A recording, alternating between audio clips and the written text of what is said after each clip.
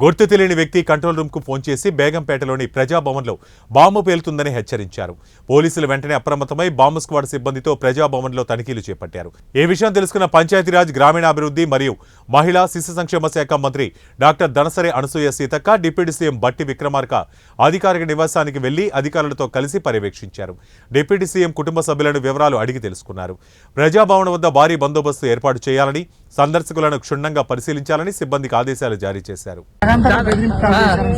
అంటే మీరుంటారు, బట్టి విక్రమార్క గారు ఉంటారు, ఇద్దరు ఉంటారు మేడం. ప్రజలకు స్వేచ్ఛగా మేడం వచ్చే అవకాశం ఇస్తే అట్లాంటివి జరుగుతాయి. మరి ఏం కావాలని చేస్తున్నారు. అంటే ఉమ్మడి కాంగ్రెస్ హయాంలో వచ్చింది కావాల్సి, మళ్ళీ ఇప్పుడు కాంగ్రెస్ హయాంలో వచ్చింది కావాలి. మేమంతా స్వేచ్ఛగా ఎవరైనా రాని అని అదేంటనే తెలియదు. ఇప్పుడైతే ఎవరు వచ్చినా ఇక్కడ నుంచి లోపలికి రావడానికి ఫుల్ ఎంట్రన్స్, అంటే స్వేచ్ఛగా వస్తున్నారు. అందరినీ రాణిస్తున్నాం, కష్టాలు ఉంటాయని. ఎవరన్నా రాకుండా ఇక్కడ ఒక్క నాపంగానే ఇక్కడ వచ్చి అంటే లొల్లి పెడుతున్నారు.